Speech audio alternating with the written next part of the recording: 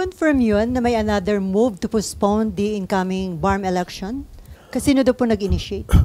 Well, as I have mentioned in my message, there are so many reports reaching us that there is another group, or there is a group really working really to postpone again the BARM election. And that's why we are here to appeal to the national government, to the Congress of the Republic of the Philippines, and all those who are partners in the peace process, and to the entire Filipino people that sana po hindi na po mo-postpone ito.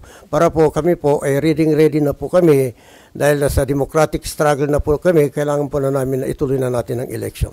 Senator Amy, dito ba sa Senate may ganun hubang move? Ang pinagtatakahan ko ay yung nangyayari sa barangay election. Yung unang sabi sa amin, sana 6 years daw, ipostpone na lamang. 6 years, 2 terms. Bigla-bigla, nung Lunes, pagkatapos ng LEDAC, ang utos daw, no postponement, 4 years, 2 terms lamang. So napapaisip po tayo kung bakit nangyayari ito, ba't pa iba-iba?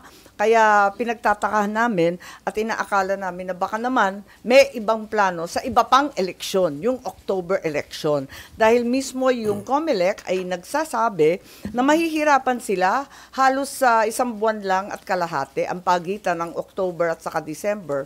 Baka hindi kayanin lahat ng mga balota na kakailanganin.